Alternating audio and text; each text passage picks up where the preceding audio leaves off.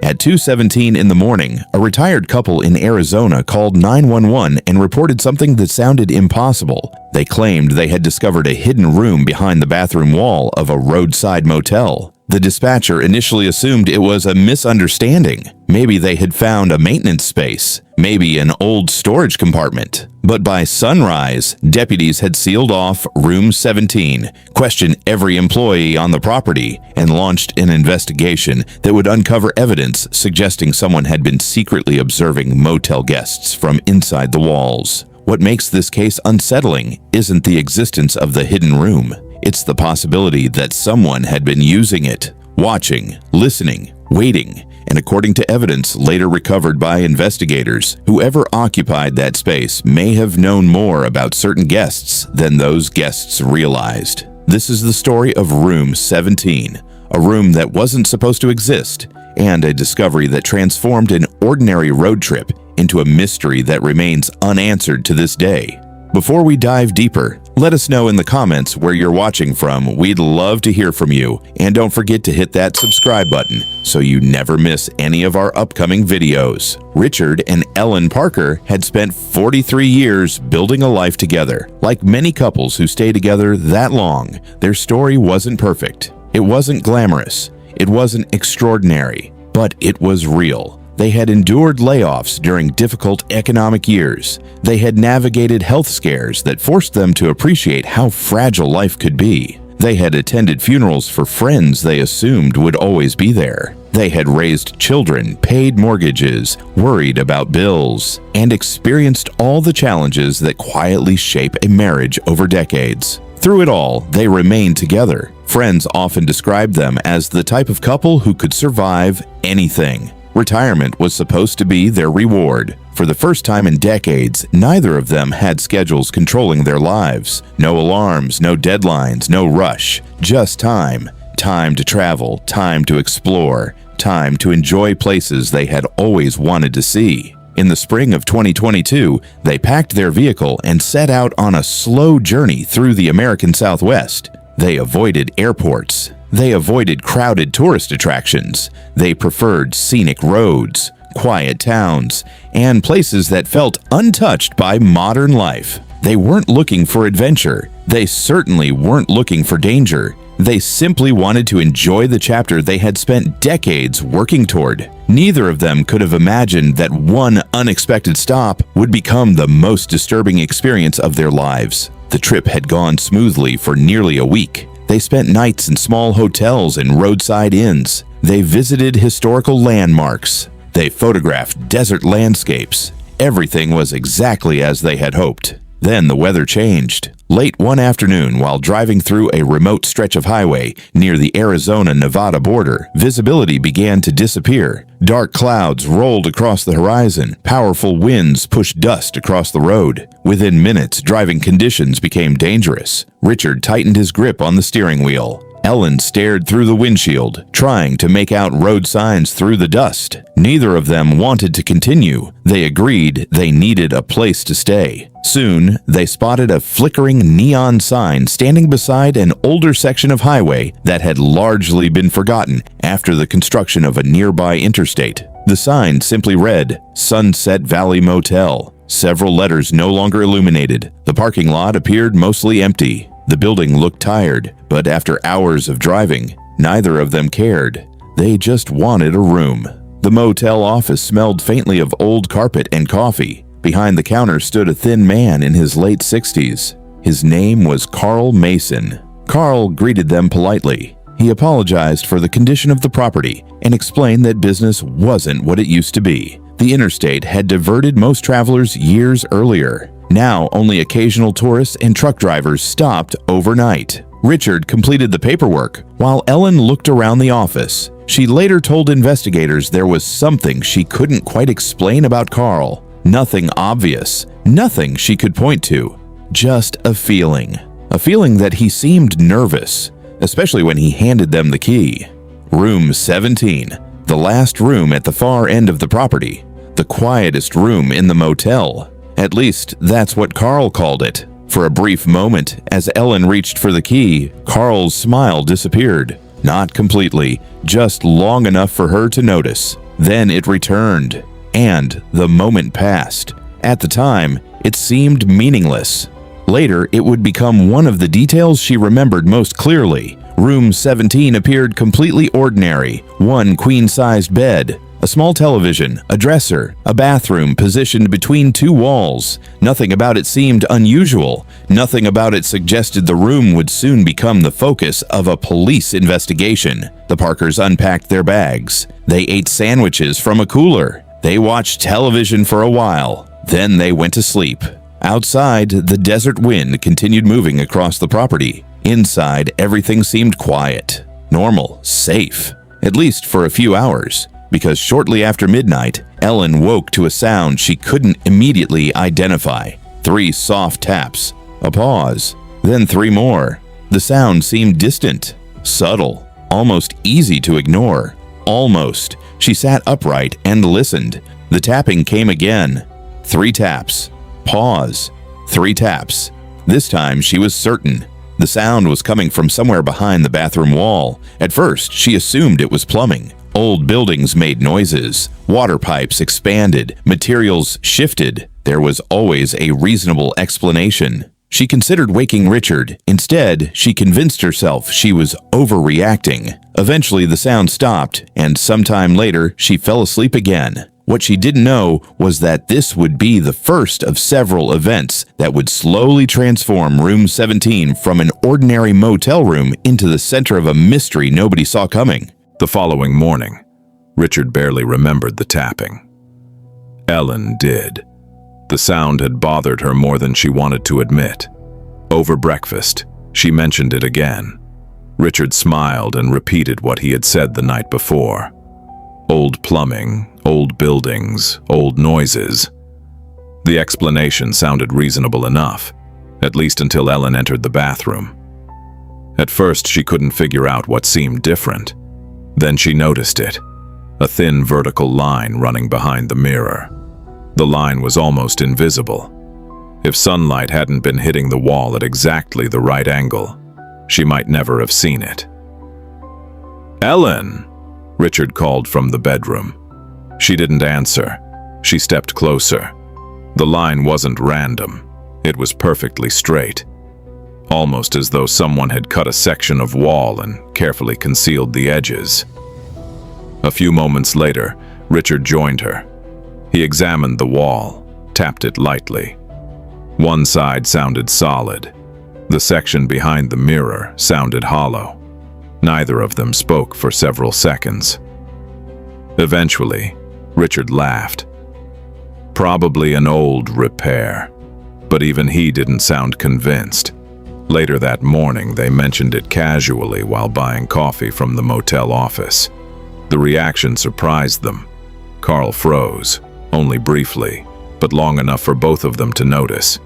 Then he smiled, too quickly. "Lots of repairs over the years," he said. "These old walls have been patched more times than I can count." Richard jokingly asked whether there were secret rooms hidden inside the building. Carl laughed, but there was no amusement in his eyes. He immediately changed the subject. That should have been the end of it. Instead, it became the beginning. That evening, they drove through nearby desert roads and returned shortly before dark. The motel seemed quieter than before. Only 3 vehicles remained in the parking lot. As they walked toward room 17, Ellen glanced toward the office. Carl was speaking with a younger maintenance worker. The conversation stopped the moment they appeared. Both men watched them until they disappeared inside their room. Neither Richard nor Ellen mentioned it, but both noticed, and both remembered it later. The tapping returned at 11:42 p.m. This time there was something different, something worse. Underneath the tapping came another sound, a scraping noise, slow, heavy, as though furniture was being dragged across concrete. Richard immediately sat up. The noise continued, then stopped. Then came a single tap, directly behind the bathroom wall. Not somewhere inside the building, not inside the plumbing, behind the wall. Richard grabbed his flashlight and walked toward the bathroom. The room felt strangely cold. He stood motionless, listening, waiting. Another tap, directly behind the mirror. For the first time since arriving at the motel, Richard felt genuinely uneasy. He removed the mirror from the wall. Behind it was a rectangular section of drywall painted to match everything around it. The seam Ellen had noticed now looked obvious. This wasn't a repair. It was a concealed panel. Richard pushed against it. Nothing happened. He pushed harder. A faint metallic click echoed inside the wall. The panel shifted inward. Cold air flowed through the opening. Ellen took a step backward. Richard widened the gap just enough to shine his flashlight through. At first he saw only darkness, then empty space, not insulation, not pipes, a room, a hidden room. For several seconds neither of them moved, neither of them spoke. Richard slowly widened the opening. The beam from his flashlight swept across the space beyond. Shelves, a folding chair, water bottles, food wrappers, a sleeping bag, a lantern. Then the light landed on something that immediately made his stomach tighten. A narrow viewing slot, positioned perfectly to look into room 17. Someone had been sitting inside that hidden chamber, watching guests, watching them, and judging by the fresh footprints visible in the dust, whoever used that room hadn't abandoned it very long ago. Then they heard footsteps outside their door, slow, measured, approaching. The footsteps stopped directly outside. Room 17, silence. A key scraped against the lock. The doorknob turned, once, twice, then stopped. The deadbolt had prevented entry. Richard tightened his grip on the flashlight. Neither he nor Ellen spoke. Then another sound emerged, this time from inside the hidden chamber. A breath. Someone inhaling. Very close. Very real. Richard swung the flashlight toward the darkness.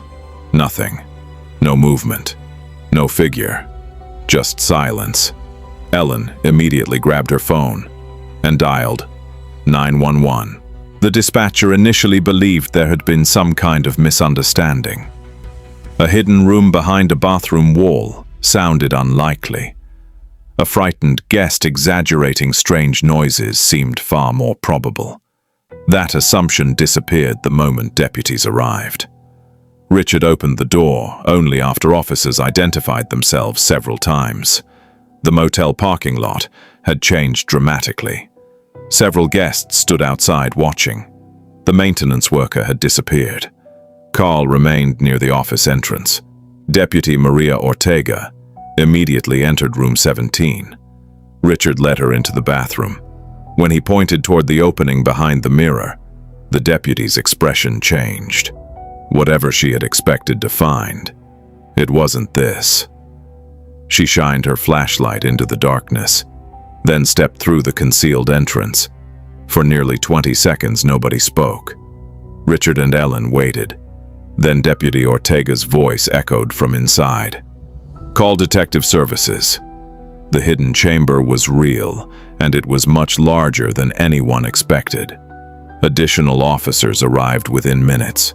The room was photographed, measured, documented, every inch examined. What they discovered raised more questions than answers. The folding chair sat directly opposite the viewing slot. From that position, someone could observe nearly the entire motel room, the bed, the television, the entry door, even portions of the bathroom. The sleeping bag appeared recently used. Several water bottles were half full. Food wrappers suggested recent occupancy. And then investigators discovered the notebook. It rested quietly on top of a wooden crate. At first glance, it looked ordinary, just another object left behind. Then Deputy Ortega opened it. Every page contained dates, room numbers, descriptions, observations. The writing was neat, methodical, almost professional.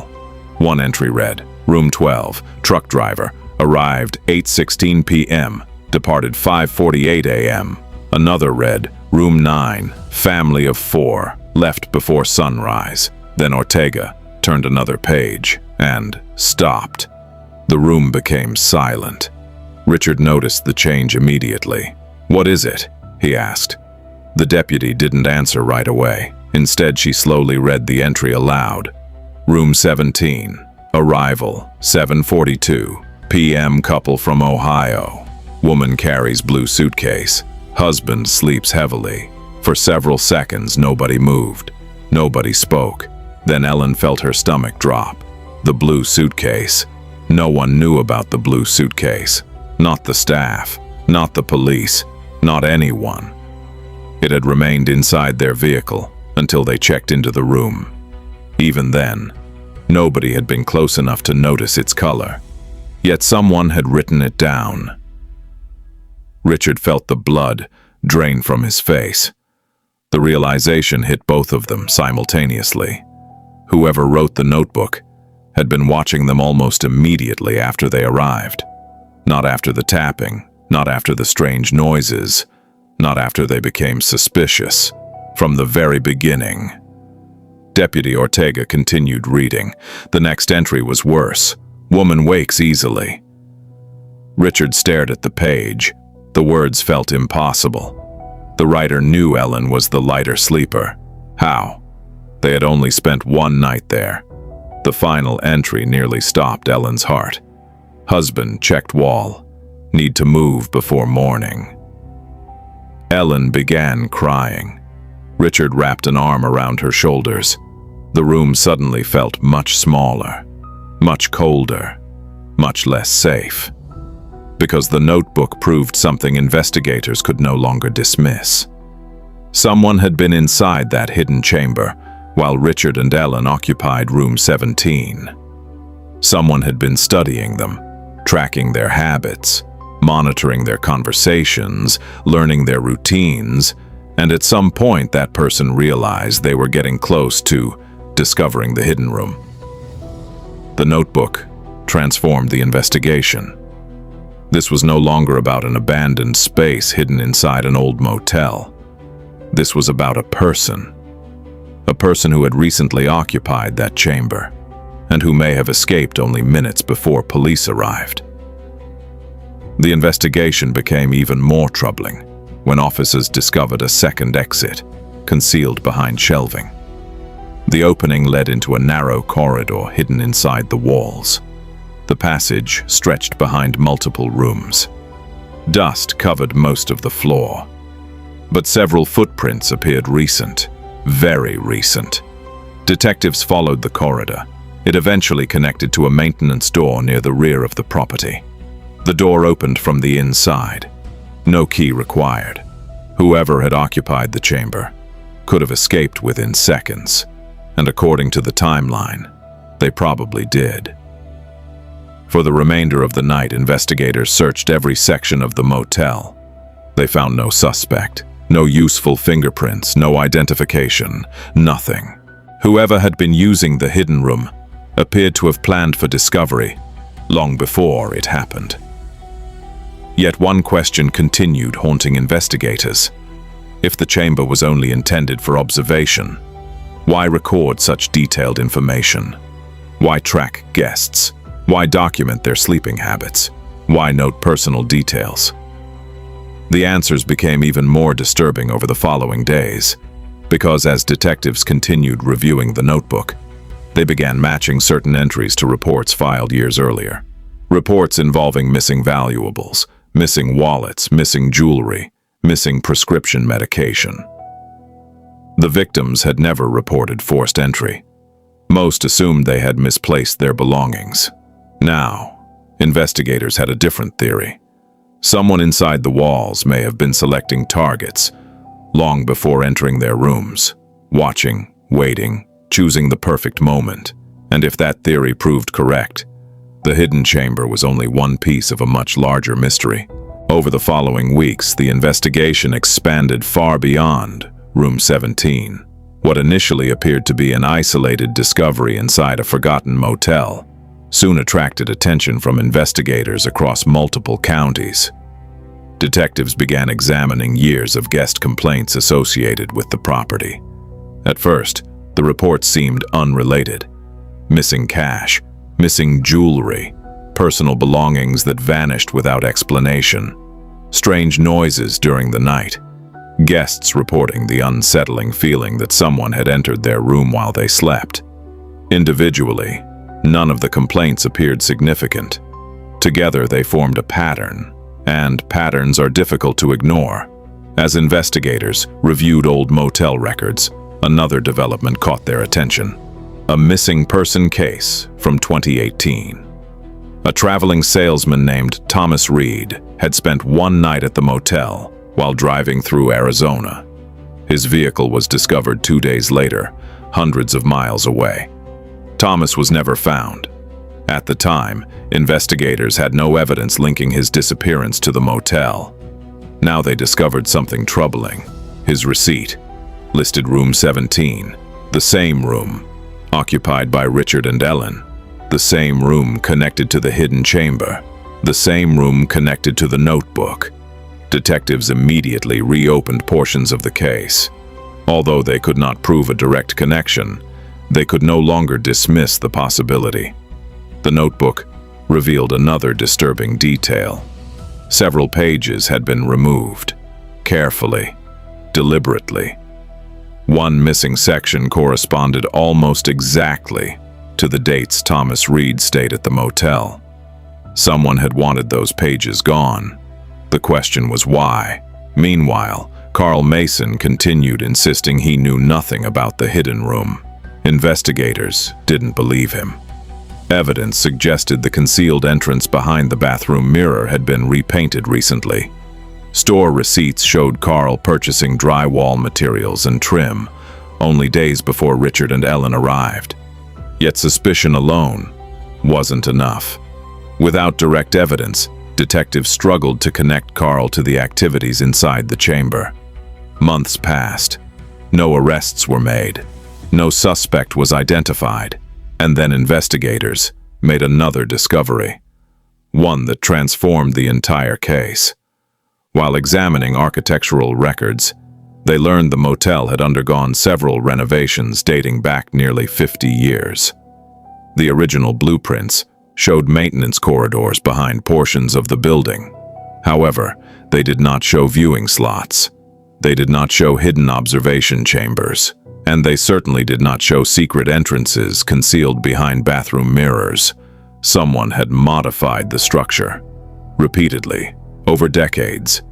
The hidden room wasn't the product of a single owner. It appeared to have evolved over time, each generation adding something new, each owner inheriting secrets they may or may not have understood. That possibility frightened investigators more than they wanted to admit, because it suggested the mystery might be older than anyone realized. The motel closed permanently the following year. Business collapsed after news of the investigation spread. Guests stopped booking rooms. The property became impossible to sell. Eventually, demolition crews arrived. Most people assumed the story would end there. They were wrong. Weeks into the demolition process, workers discovered something unexpected. Behind a section of wall that had somehow escaped previous searches was a concealed compartment. Unlike the chamber behind room 17, this hiding place was much smaller, barely large enough to store a few objects. Investigators were called back to the site. Inside the compartment sat a rusted metal box. Years of heat and moisture had damaged most of its contents. Old papers crumbled when touched. Several items were impossible to identify. Then investigators found something that had survived. A photograph. At first glance, it appeared ordinary. A motel room, a bed, a nightstand. Nothing unusual. Then they examined it more closely. The room in the photograph was room 17. Investigators were certain. The furniture matched archived photographs taken before renovations. The layout was identical. The image had been captured years before the motel closed. But what truly captured everyone's attention was the couple sitting on the bed. an elderly man, an elderly woman, both staring directly at the camera. Neither smiling, neither appearing aware of the photograph being taken. The image felt strangely intimate, almost intrusive, as though whoever took it had been watching them for some time. Then investigators turned the photograph over. Written on the back was a date, 15 years earlier. Detectives immediately began trying to identify the couple. They reviewed motel records, reservation logs, old photographs, missing person databases, driver's license archives. Nothing matched. Weeks became months, months became years. The couple remained unidentified. No names, no history, no explanation. Even stranger, no reservation records could be found for anyone matching their description during the week indicated by the photograph. It was as though they had appeared inside room 17 and vanished from history entirely. The photograph remains in evidence today. Investigators still don't know who the couple were, they don't know who took the picture, and they don't know why it was hidden inside the walls. For Richard and Ellen, however, the mystery was never really about the photograph. It was about something much simpler, something far more personal. Years later, Ellen would describe the experience in a single sentence. "It wasn't finding the room that changed me. It was realizing someone might have been sitting a few feet away while we slept. That thought never left her. And perhaps that's the most unsettling part of this entire story. The hidden room is gone, the motel is gone, the corridor is gone, but the questions remain. Who was using the chamber? How long had they been there? What happened to the missing pages from the notebook? And who were the unidentified couple in the photograph? Some mysteries end with answers. This isn't one of them. And now we'd like to hear your thoughts. What do you think was really happening inside room 17? Who do you believe was using the hidden chamber? And how do you explain the photograph investigators could never trace? Let us know in the comments below.